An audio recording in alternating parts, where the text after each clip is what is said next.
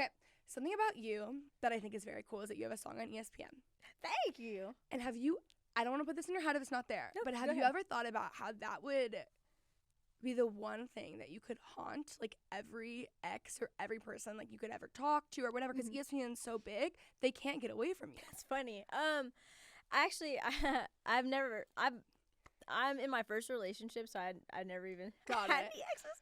But, like, I feel like, even when I, like, reach certain levels, like, when I get to the point where my music's everywhere, like, if I go into any room and it's playing, I still won't feel a kind of way about people who I don't talk to. You know what I mean? Yeah, like, you're not wasting your energy on that. Mm-mm. I didn't think, I'm actually naturally way more like that, but I was telling someone about this. I was like, you know the song? And I was explaining it. They're like, oh, yeah. And they're like, imagine your ex-boyfriends constantly listening to that when they, like, want to watch sports. You know what I mean? Yeah, I do know what you mean. I do think about, like... It is funny. The people, like, you can't escape really the radio, and like you're watching movies and TV shows and all that kind of stuff. You can't escape those songs. So if you know that person, it's very interesting. Like, I think about my friends who are in the music industry, and when I hear their songs come on, whether I'm like walking somewhere or listening on the radio or something, and I'm like, oh, like, I love this person. You know what I mean? So I'm like, oh, imagine that, but you know, the opposite. Imagine though, I think about this a lot when I hear something like. Imagine, like, the biggest artist in the world being your first love or your ex-boyfriend, something that you're heartbroken over, and you're going through that, and then everywhere you go, their music is, like, that's tough. You've got to think about that before you get into these relationships. See, I haven't thought about it from, like, the other side. Like, I've always thought about it, like, one day when Because you are the artist. Right. So, naturally, yeah. I'm like, oh, man. But also, when I write about certain people, like, the ballads I write, because that's what I feel like I'm best at, writing ballads and, like, really, like, heartbreak songs. And I think about the people I've written them about. I will tell that person that I've written that song about them, but that's because I've typically known that person for a long time. Yeah. And it's not a like a FU kind of thing. It's more so, oh, I was feeling this way, and this is the results of that. And I'm like, oh, I wonder how it feels when they listen to the song, or if they'll hear it on the radio one day. If it's gonna be like, oh shit, she wrote that about me. That's weird. So do you just reach out and say, hey, I wrote a song about you, and by the way, it's actually about to be released? Or, like, what's your timeline? Well, like, most of the people I've written songs about are, like, I've known for years. Okay. So people, like, maybe, like, friends I've, like, had crushes on, stuff like that, but, like, didn't feel the same way. And I'm like, oh, my heart's broken. I'm going to write a song. I'd be like, dude, I wrote this song about you. I don't feel that way. I don't feel this way anymore, but here you go. Did they know that you had crushes on them? Like, all of them? Yes. Okay. Definitely. Yeah. So it didn't come as a complete shock to them? No, it wasn't shocking. Good. It was just like, that sounds like you. Let me hear it. There's usually like, oh, that I inspired you to do this. Like, I can't wait to hear it. Or I'm honored that you wrote a song about me. It'd be like that, as opposed to like, oh, shit. Yeah. Because they're not mean. Like, they're not mean-spirited. No. They're all really great people. But also, I haven't really had any, like, dating experience and all that kind of stuff. So there wouldn't be anybody that'd be like, oh shit, she probably said some crazy stuff about me. You know what I mean? Yeah. I feel like a lot of the stuff that is more crazy happens, like, way younger. Like, I probably, yeah. You know, I think about my friends, the relationships that I saw in high school were, like, actually some of the most toxic things I've ever seen in my life. Because you're, like, less emotionally mature, you're underdeveloped, you know, whatever. But I think a lot of that, like, that's why I'm like, I wish that honestly, I mean, I'm just turned 25. I kind of wish that I wouldn't have loved that. When was your birthday? I was going to ask, when was your August 1st? August 15th. Are you a Leo? I am. Oh my God, that makes so much sense. Okay. Yeah, I think I wish that I would have not dated, to be honest with you, ever. Like, I really do. And I dated some great guys, but I just, like, wasn't worth it. You know? Have you dated, like, a lot of, like, have you had a few boyfriends? And that's why you feel, okay, I got you. Yeah. I'm literally first one. So, and that's so exciting. 24, first guy I've dated. That's really great for you. I love it. It's been interesting because typically, you know, everybody's had dating experience before, so they kind of know the way things work. Me, I don't. But at the same time, you don't have, like, the baggage. That's you know what fair. I mean? Right. I don't have the baggage. I just have the non-experience. But, you know, it's been working out, so I'm happy about it. But Yeah, there's a lot of things that I'm figuring out about myself too, like on this new journey. This new journey for you. I love this for you. I love this for me too. It's very How long have you been together? Let me see. I want to say 6 months now. So about a minute. Yeah, about 6 months or so. I love that for you. Yeah, he's very, he's great. I think he's awesome. He's like a whole knight. So sweet. You're just like such a positive like ball of energy. Thank you. You know? Yeah. Reyna's hair is actually incredible. We were talking about this earlier. I didn't even think about this. So she came in and I was like, your hair looks so good. Like I can't get over it. And then you said that everyone thinks that you look like a superhero now. Right, yes. But you also wear these really cool outfits. Like right now, this is like a superhero fit.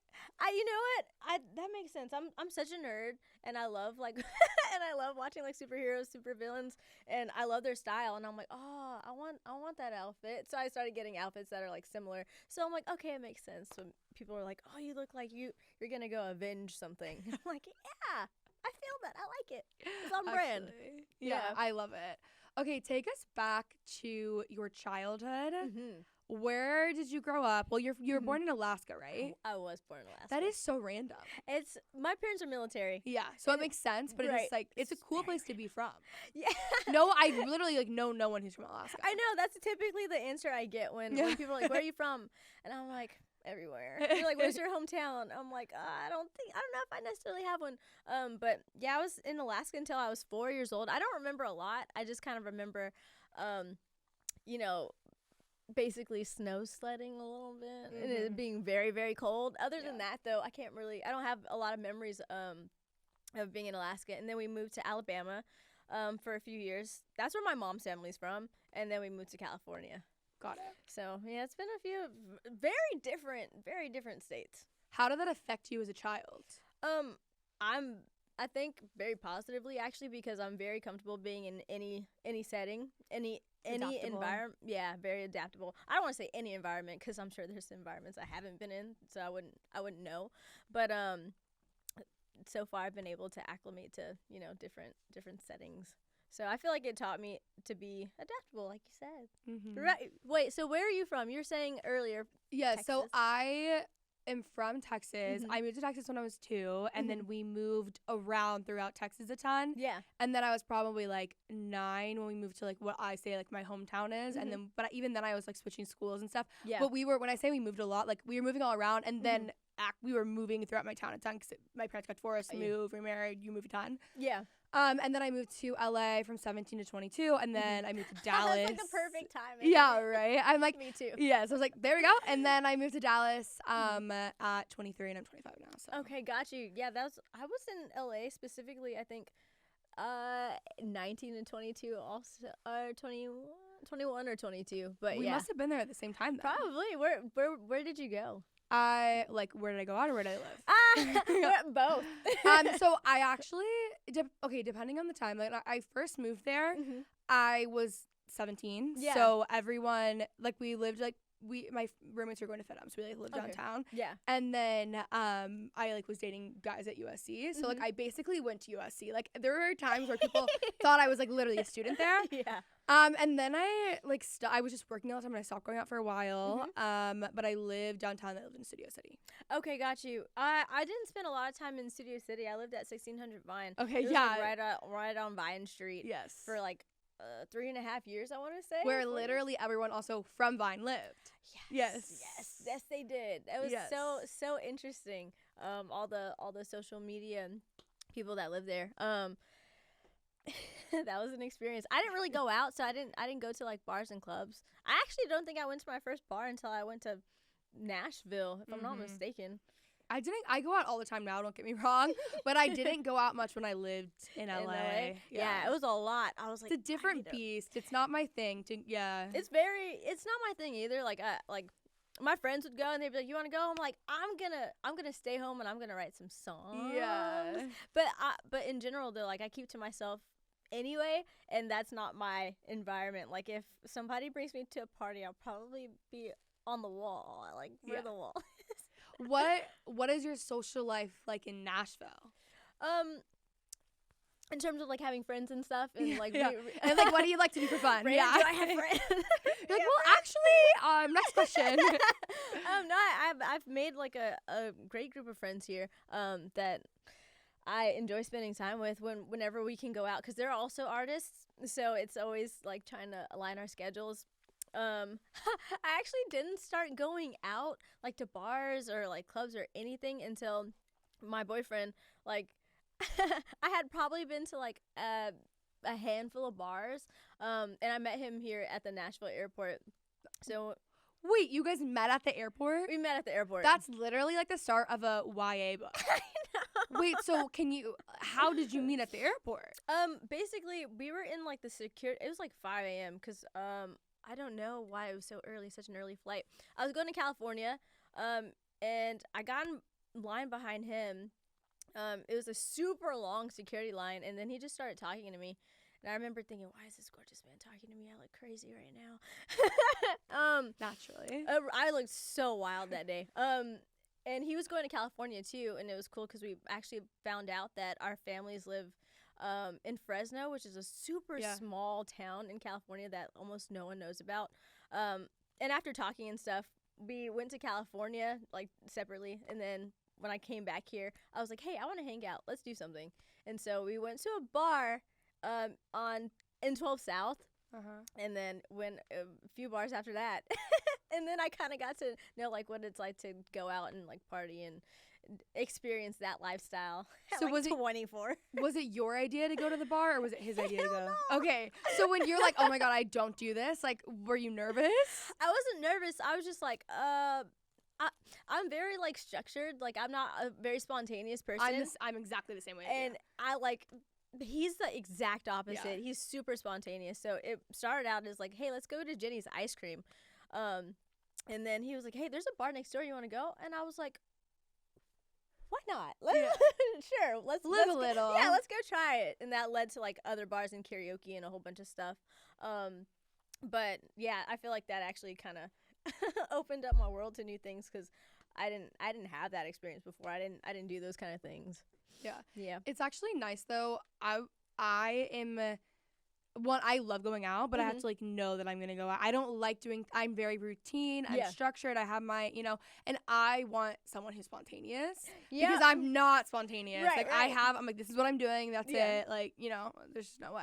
I think it's interesting because like I'm either like, I'm kind of extreme. I'm either like kind of really serious or like really like funny and like bubbly. Yeah. And I like having like a way to do things. And he'll be like, hey, let's just go try this random food place. I'm like, I don't want to do that. And he'll be like, let's just try it. I'm like, okay, we'll try it. But yeah, I feel like I've grown, and I've learned to actually live more and not be so like focused on work like 24/7. Like set in your ways. Yeah, because I'm very open to doing new things, but it's typically not something that I'm going to think of. It would have to be someone making a suggestion like, oh, let's go do this. And I'm like, sure, let's go try it. Like, you're not the one making the plan. Hell no. Yeah. No way. Nope. By the way, I like your boots. Oh, thank you. You're welcome. I wear them all the time.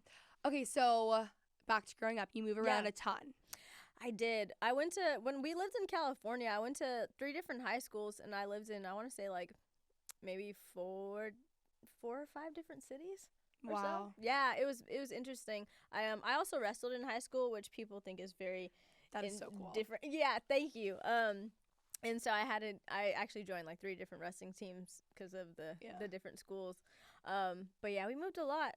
And that's probably also like why I'm comfortable, like kind of, I've always kept to myself because I'm used to just having to leave. Yeah, basically. You said that way better than I could have, yeah. And like for once in my life, I'm not very well spoken, so I'm not either. I just am like, I say things and then I'll listen back. I'm like, that's actually not even what I meant. But sure, I guess you're going with it. We'll go with that. Yes. Yeah, I'm actually, I can sing in front of as many people, like thousands of people. Talking though, that's not my strong suit at all. Nope. Do you get nervous before you go on stage? Nope. I do get nervous when I have to talk though. Yeah. Yeah, like I know I love going on stage. I'm like, yay, like this is my favorite thing to do. Like I feel like that's what I've been created to do. But if I had to talk in front of like a room full of people, Yeah, I'd get super nervous. Yeah, you're like, no, I'd thanks. have to give myself a whole pep talk. I'm like, you can do this. Yeah, like you're staring at yourself in the mirror. Like, I was made for this moment. Yeah, literally. Yeah, I'm like, oh, you can do it. But yeah, so I feel like living in different cities definitely. I feel like it kind of matured me also, like a lot faster. Definitely, absolutely. It really prepared you. Yeah, it definitely prepared me for the lifestyle of an artist, because we're always going somewhere, always flying to different cities and moving. Do you like that aspect of it even now? I do. I love it. Okay, that's good. I love going to like different hotels, different places, and performing and then going somewhere else. I love it. Yeah. Yeah. I don't like being stationary for too long, because I'm like, I feel like I need to be doing something. I need to go somewhere. It's also never been your normal. That's true. You know what I mean? I never thought about it like that. That's a great point. It's kind of similar to when people who grew up in a chaotic home, family, whatever it is. When you're older and you are like in more like relationships or whatever, you find comfort in chaos. Yes, because that's what you're used to. Yes, so it's why you kind of repeat the habits from your childhood. It's a cycle like that. Yeah, exactly. It's the cycle, and you have to learn to either break it if it's something that's unhealthy or not. You know what I mean? So when did country music become a thing for you? Like in terms of like listening to it, or do you mean like creating it? Listening, like the very beginning. Well, my parents played everything for me. They played country, they played blues, classical, trap, gospel. They played everything, and so I've always grown up listening to country music. And like the very first song I did, like at talent shows and stuff, like when you're little, I sang like a Gretchen Wilson song. I sang like Here for the Party, and people are like, oh, that's so different. And at that time I was in elementary school, and I lived in Compton. My school was in Compton, and I remember everybody looking at me like, oh, that's so different. And I'm like, and I was so oblivious. I've always been such an oblivious person, oblivious kid. And so I was just like, why do people have that reaction to it? I'm just confused. I love this song. And then, now I'm like, yeah, I see why. They'd be like, that's so different, girl. But yeah, at the time, I was just like, I love this song and I want to sing it. No, that's really funny. Yeah. I love that though. Yeah, I feel like I've never been afraid to be myself. Even though I've been like always been considered like definitely like weird and like just different, but I've always just been like, yeah. That's just who I am. It's just who you are. It works for you. Yeah, it works for everyone to be who they are. But like, yeah. I feel like artists too specifically are, I don't want to say all, but like a good amount, I feel like are definitely like looked at as like different and like just I don't know. I guess different is the only way I can think about it or articulate it. And then when they grow up, it's just like, oh, okay, it makes sense. Like it all comes together. Yes. What's so interesting about this, so I like grew up on YouTube. Like I started with a YouTube channel. Yeah. And my friends and I would always talk about how when you're doing something that's a little bit like different than maybe like not everyone has like a YouTube channel, not everyone is gonna be a singer, not everyone, like very even like theater kids, you think about like acting, right? Yeah. And it's weird to everyone until you've like quote made it. Exactly. And then it's cool. Yeah. And then way better than I could. No, but suddenly they're like, wait a second, hitting you up. You know what I mean? And it's like, so I always try to think about that. Like I think it's so cool when someone does something that's very, even like, do you remember when like being a horse girl wasn't cool growing up or whatever? Like that was. What's that? Okay, like girls who like rode horses. It was like the horse girl, because like now Bella Hadid is a horse girl, and like suddenly it's cool to love horses. Okay, but growing up, at least in Texas, people would be like, "Oh my God, she's a horse girl." But really? like, yes, and that was such a thing. And I'm like, but now it's cool. Like it's very weird what we pick and choose, and it's annoying that we don't always celebrate people who are doing something quote different. Right, until it becomes iconic, and then everybody wants to do it. Exactly, until like it's deemed cool by them and whatever. That's financially, success and whatever that is to you, fame, whatever that is, like suddenly it's cool, you know? Yeah, it's like once you set the trend, like for some reason at a specific point, it becomes like socially acceptable, and then everybody's like, oh, I want to do that same thing too. But yeah. Even as literal as like Birkenstocks used to be, Birkenstocks are like those clog type shoes They're kind of trending on TikTok right now. I'll show you after. But they used to be considered like really ugly. Okay. And now they're trending and cool and they're selling out everywhere. I was shopping in Soho and there was a line around the corner for Birkenstocks. And I'm like, that is so crazy. I'm so curious to see what they look like. They're like the clog shoes. You'll probably recognize them when I show you them. Because when I hear clog shoes, I have a picture in my mind. I'm like, for those ones? That might be exactly. I think those are it. Yeah, I think that you know what you're talking about. Actually, that would be it. Yeah. Like, do you feel like you've been one of those people that has grown up like doing things that are like different, and then like, do you feel like you've been one of those people that feels like a trendsetter? I wouldn't say I feel like a trendsetter. I feel like I don't think it, which is weird because I'm very social and I was friends with everyone. That's what I was asking. Yeah, so like I've always had friends and I've never been the girl who was like bullied or made fun of. Even like having a YouTube channel in high school, everyone at my school was so nice to me. Yeah. But I didn't feel like I fully fit in the sense of like when you are a volleyball player, you have friends who play volleyball. Right. So definitely. like I didn't have friends who were doing what I was doing. Yep. You know what I mean? So I felt a little bit weird, even though I had great friends, had a great experience. Yeah. But like naturally, when you have a YouTube channel, it's like a weird thing to do, especially at that time. Just in general, like you're sitting in your room talking to a camera, like it's a weird thing to do. So I don't feel like I had people that in my hometown that I fully connected with on that way, just because when you have certain hobbies, you know what I mean? Yeah, I do know what you mean. So I just felt like a little bit like weirder, but I feel like as I've gotten older, it wasn't even about it becoming more established. It was more so like now everyone has like their own career, and so we all just have our own career. So now I don't really feel that difference because like we all do different things. Yep, I know exactly. You know, what you so mean. it's not like I'm like, oh, everyone's at volleyball practice and like I'm at home talking to a camera. You know what I mean? By the way, that's a very hard thing to do. At least for me, like I think it's awesome that you know how to do that. What are you talking about? You're just talking right now. Yeah, but it's definitely different when like you're by yourself and you have a camera and you have to just speak. Like I've tried to do that so many times and it's just not for me. I don't have that personality to do it. You have definitely the personality to do it, but it feels weird. You get used to it. It does feel very weird. It's not a normal thing to do. It is a weird thing to do. Like it's not like I'm sitting here and I'm like, yeah, I was just doing this really like it's weird, you know? I think it's really awesome that you can do it. It seems effortless when you do it. Thank you. Yeah, for sure. And I think things that are weird are like cool. So if you're listening to this podcast right now and you have something you want to do and you feel like it's quote weird, like you just do it. I would say absolutely do it. Absolutely. Like I go my friends and I were just talking a few days ago about this, like when we were in high school, because I have like probably 2 friends that are still friends. I can't talk. I still have friends from high school, like 2 friends from high school, and we were just talking about the random weird shit we would just do, and but like also thankful that we were comfortable enough, and I don't want to say brave enough, that's not the right word, but like no honestly brave enough, didn't care enough to do those things. I would say, like, yeah, yep, yeah, we were going through our photos, I was like, we did that, didn't we? It's like, oh yeah. it's embarrassing, but also character building at the same very time. character building. That's a really good way to put it. Yeah, that's the way that I think about it. Yeah. Yeah. It's the way that I have to. Yeah, for sure. Okay, so let's talk about your country music career. Okay. You are absolutely killing it. You're popping off everywhere. Thank you. It is incredible. I'm coming up with new music. I can't wait. I'm so excited. No, that is so exciting. I've been waiting for this for, I want to say like a year at least. For this specific music.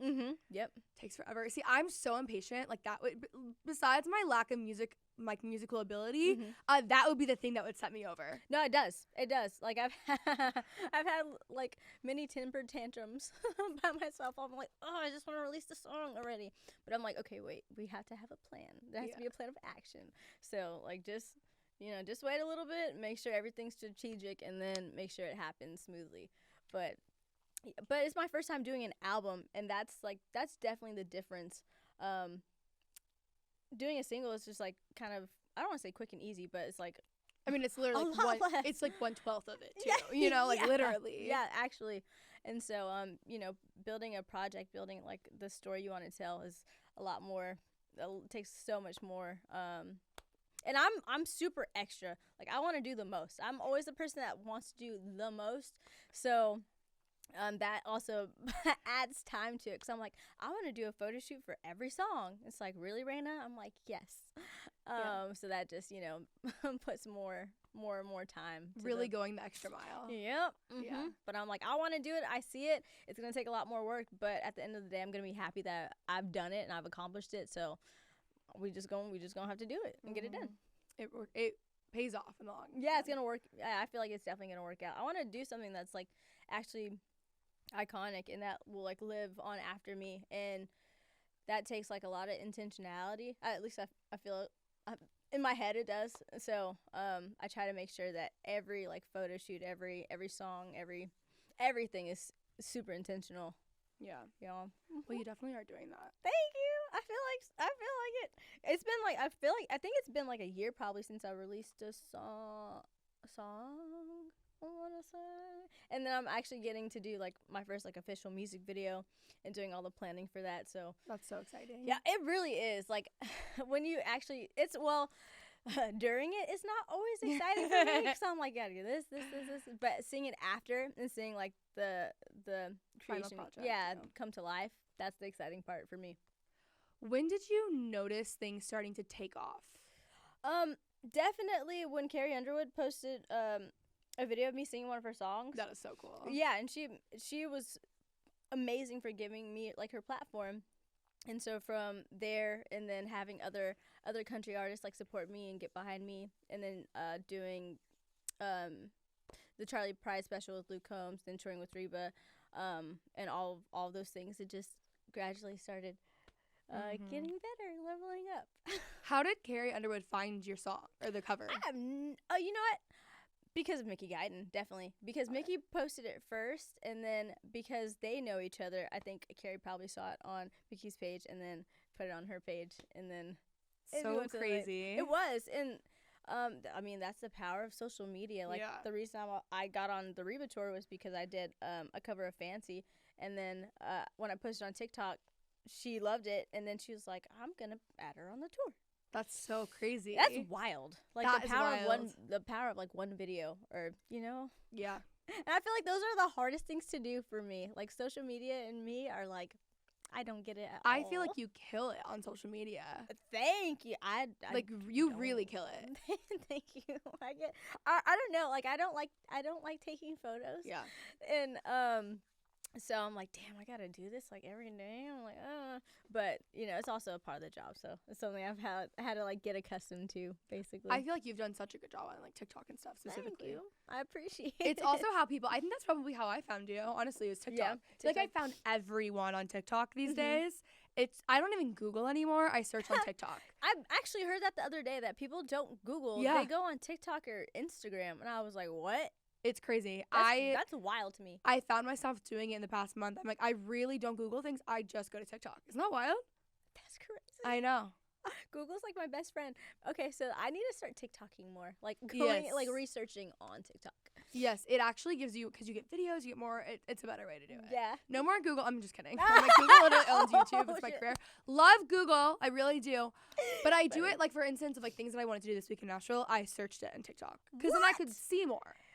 Maybe you could show me how to do that. I didn't even know you could do that. Yeah. I didn't know that was a thing. Oh yeah. Okay. It's a huge thing. It's really helpful. Like I feel like I live under a rock. People will tell me stuff, and I'm like, I didn't know that was a thing. They'll be like, this is happening right now, and I'm like, what? You missed it. Totally. Yeah, it's kind of a nice way to live, though. Yeah, depending. I mean, I should definitely know a lot more things so I can be present and current. But at the same time, I'm like, I get so focused on like the art that I'm doing that I like tune out everything, which is also not the best thing to do though. At the same time, it's good to have like a balance. There's pros and cons. There's some pros to that though. Yeah. What are some other like crazy things that have happened to you, or either like crazy people that you've met in the past couple of years? Let me think about it. I feel like I've met a lot of people that I've been listening to, grown up listening to in the past year. Like I met Chris Stapleton, and he's one of my cool. He's like the reason I wanted to be in country music specifically. I'm trying to think of everybody of course Reba and Brothers Osborne. I've listened to them the past like 4 years, and I love their music. Just a lot of people that inspire me. I've been able to meet Little Big Town and then work with Karen Fairchild from there. I'm trying to think of who else I've been able to meet. I feel like like Lady A. Like I feel like I've met so many people. It's hard to keep track, but so crazy. At the same time, it's been really cool though, because you grow up listening to people's music, and then you actually work with those people, or you're in the same room, and it's like, okay, I'm doing the right thing. I've been on the right path, and I'm actually here with people that have inspired me and inspired my music. It's like you go from looking up to these people to becoming one of, like, quote, these peers. people. Yeah, it's crazy. Definitely. Yeah. Do you ever, not because I think you don't deserve this or anything like that, but do you ever, like, deal with imposter syndrome?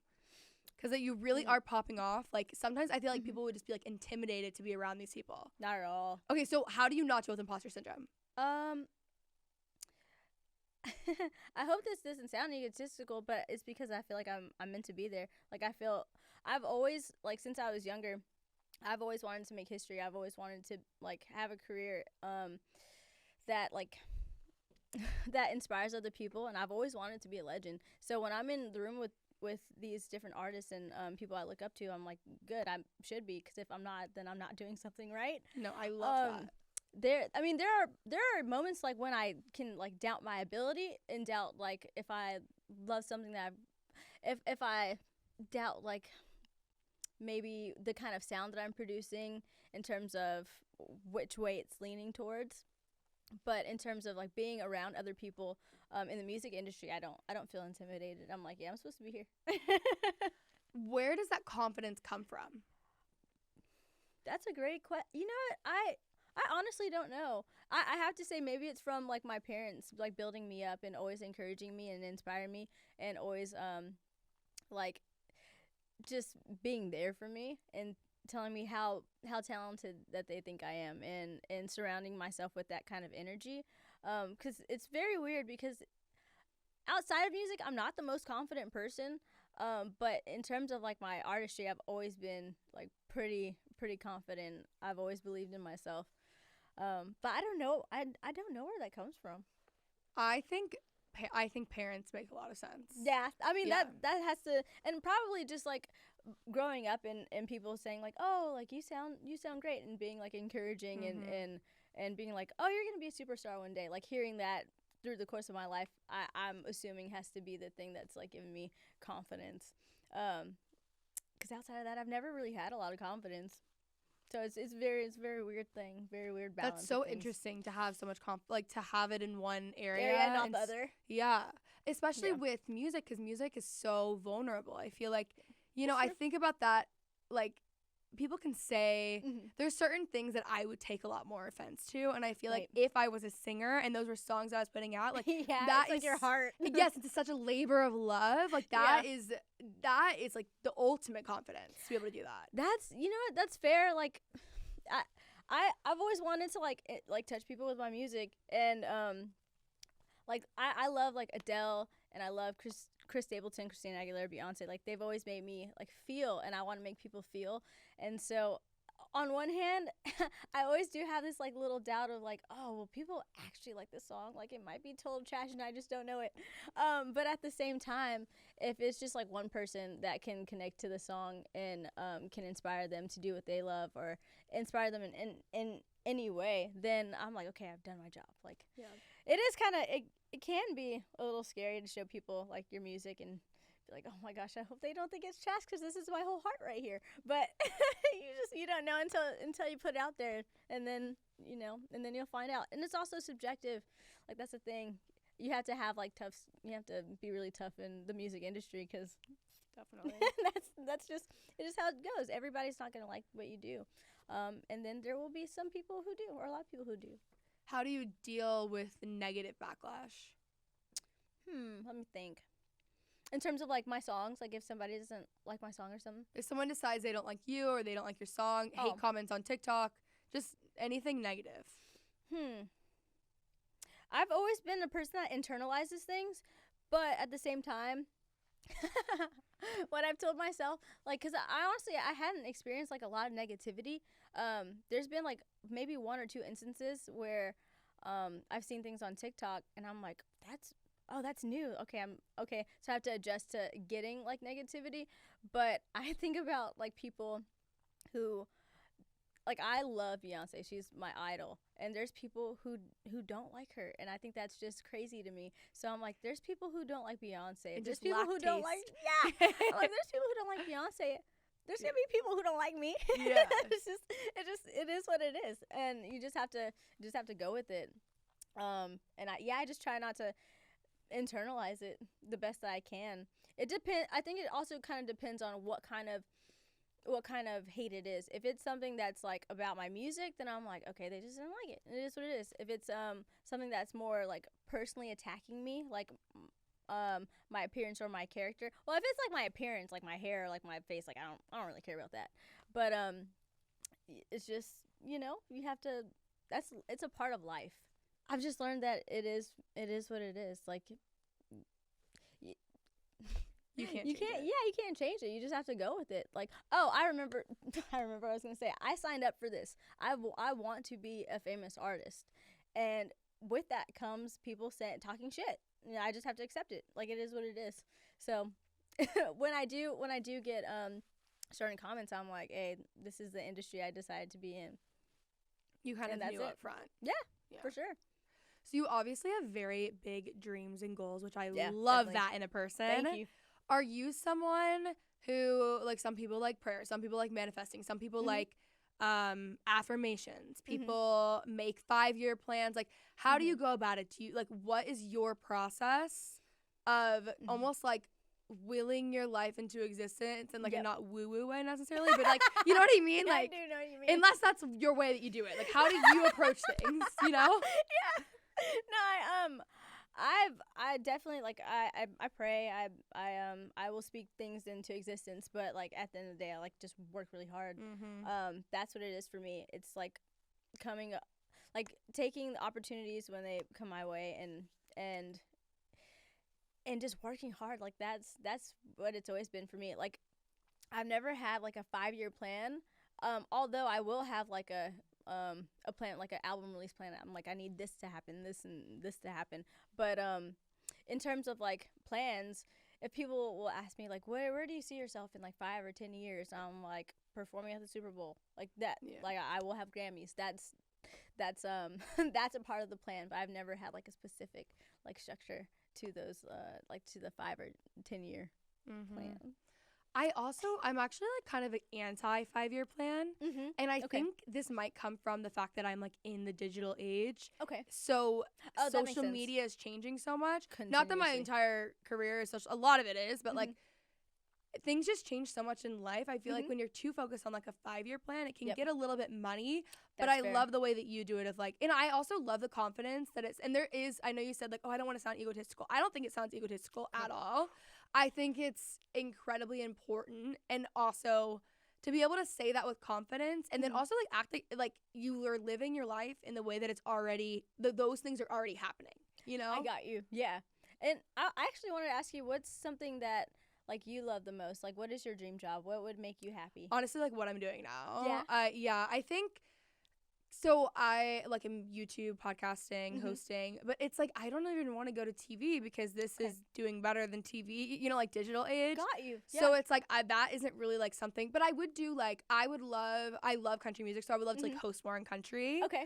I have a clothing brand, so like growing that more. Okay. I eventually my like long term what I really want to do is I want, this is like later. I have a lot of different things I want to do at different live points. Definitely. You know? Yep. Like I would love like a cowboy boot brand. You know what I mean? Like I love like that stuff, but I like building brands. Like overall, like that's something that I want to do. But I like where I'm at, and I want to continue to be in a career where I have the freedom to do what I want. Yep, you're your own boss. Yes, where I love what I do already. You know, like my favorite thing to do is the podcast. My favorite thing totally is a podcast. So like I love hosting. And I would love to expand that more into country specifically, because no one really is in my world. No one's really doing country. Like, no, I know exactly what you. Yeah, exactly what you mean. Who are some of your favorite artists? Like whether it's country or like outside of country. Who do you love listening to? Country is my favorite. That's like all I listen to. I love Chris Stapleton. He's my favorite. My friend Danny Taylor was just here, and I love her stuff. Like she's so. It's just like very empowering. Obviously I like love Luke Combs like everyone else. I love Luke Combs. I really love everyone. I was on a Miranda Lambert kick really recently that I was listening to nonstop. But really, it's country is my favorite. Like, that's actually all I listen to. I love that. Besides, sometimes I like jazz. I actually went to Nantucket like a month or two ago. Okay. And I'm like on this like coastal grandma playlist. It's like very relaxing, you know? Have you been to like a lot of festivals or anything like concerts? Yes. So, I mean, I go to concerts all the time. So, I got really lucky because when my uncle works in radio and he has his whole life. So, I got to go, like, Kenzie Elizabeth was born because actually, you'll love this story. We were at the Jingle Ball concert in Dallas. Okay. And he was working, this was like a Kiss FM thing at the time. Okay. And we were backstage and I was crying. You know the guy Justin who was on American Idol with the curly hair? I forget his last name. But I was like in like first grade. I was really young at this point and I was wearing this like plaid quilted children's place coat. And I was crying because he had autographed something and it flew away in the wind and you know, whatever. And it was like a Christmas concert, so it was cold. And then all of a sudden, Beyonce comes up to me and compliments my outfit, and then all of a sudden I'm fine and cured, and here I am 20 years later. Yeah, so I'm like, basically, I don't even know what you asked, but so long story short, yes, I've always grown up at concerts. I love, like, I went to Stagecoach very recently, like, I love that stuff. Oh my gosh, I love music. Stagecoach was so hot. It was so hot. It was so hot. So that was wait, we're in 2020. Did I perform this year or last year? It would have been this year. I think it was this. Recent, oh yeah, you're right. So yeah, when I performed there, like it was so hot. It was like I think 108 degrees on the stage, and I had like these rhinestone boots on, and it was like the stage was so hot. When I got off the stage, my feet were red and they were swollen. Like it was wild because I remember like doing my sound check, and I was like, "Ooh, this is hot." And then I kind of went around the stage to see if there was any like cool places, and there were none.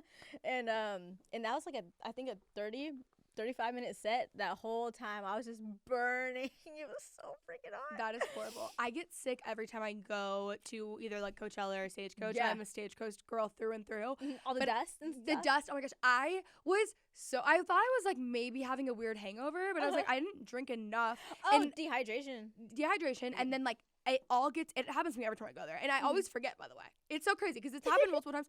And I get so sick. I hired an emergency IV person. I was so desperate. That makes sense. Yeah. I was like, there's no way I'm going to make it. I'm literally not going to make it if I don't get this done. And that was all. Like, I get so sick. So I can't even imagine that. Also with the outfits that you wear, too, that are so cool. They're like leather. Yeah, that would be tough. And it was so bad. Like, and I was like, if I'm not mistaken, me and Nikki Lane were like the first or second to do a Stagecoach live stream, and so I brought like 3-4 different outfits, and because I had to also like interview Hardy, and I interviewed like some other people, and I didn't realize because I'd never been a Stagecoach before, so I didn't know how hot it would be, and I love to wear black. And I love to wear like the superhero outfits. So the one I wore, I had like buckles, so some of my skin was showing. But let me tell you, it was like all like what I'm wearing today. It was all covered. It was all covered. I was wearing like a dress and boots, and smart choice. Yeah, and I was still dying, so I can't even imagine. I also am such a wimp in the heat. I am so Texan. I have a Texas tattoo. I've grown up there. It is my favorite place in the entire world. And like I don't think I can do another August there. And like I love Texas more than anything, but it's not that hot, granted, but it is so hot that I'm like, because also Stagecoach is in the desert, by the way. So, like, that's why it's worse. It's very tough. Yeah, it's weird. And I had, but I meant by the way to the audience, not by the way to you. By the way, okay. Good. No worries. And I had this, like, bubble. It was, like, this plastic bubble outfit on that I got. I can't even describe it. It's, like, see-through, and it's all plastic. Also, a very, very bad idea because I was sweating, and it was hot. And it was just, like, at least now you know. I know. When you're headlining, you'll be like, these are not the outfits that I'm wearing, you know? Right. I'm going to have, like, bottles prepped on stage. Yeah, actually. Like, because as soon you incorporate a hose into the show. That's literally something I would definitely do. Yeah, you have to. That's so I'm doing that. Yeah. Thank you for letting me know. So when I headline the show, I'm definitely going to have a hose. I'm going to have something. Somebody's going to pour some kind of water on me. Water guns, too. Water guns would be fun. I would probably I would ask, like, somebody from the crowd to come up and then just pour a bottle of water on me. People I'll think lay that right you're on the trying stage. to like be sexy, but really you're just trying No, to survive. It's both. I want to do both. Yeah, I want to do both. You're multitasking. Okay, it's been amazing having you on the show today. No, thank you so much. You're Thank you so awesome much. to Oh my talk God, to. thank you. Seriously, like I wasn't as nervous. I always get nervous when I have to talk. I'm like, No, you did a great job. Where you. can they find you? My Instagram, TikTok, Twitter, it's all the Reyna Roberts. So it's TheReyna, and then my last name is Roberts. And that's basically on all my platforms. If you go if you Google, if you do all those things, or if you go to Spotify and Amazon Music, whatever you listen to, it's under Reyna Roberts. Amazing. And you'll probably see me in a cowboy hat. Yeah, probably. And some rhinestones. You have all the Neon Cowboys hats, right? I do too. those. I had the founder on the show. Yeah. And she's so cool. She's so sweet. So cool. I just texted her the other day, and I was like, because her name's Asia, and I was like, hey, I'm doing my like first official music video. I'm having Neon Cowboys, like boots, hats, like it's going down. So that's gonna be fun. Amazing. I love that. Okay, well, thank you. No, thank you. I appreciate it. All right, guys, I hope you enjoyed. If you did, let me know by giving it a nice thumbs up and subscribe for more.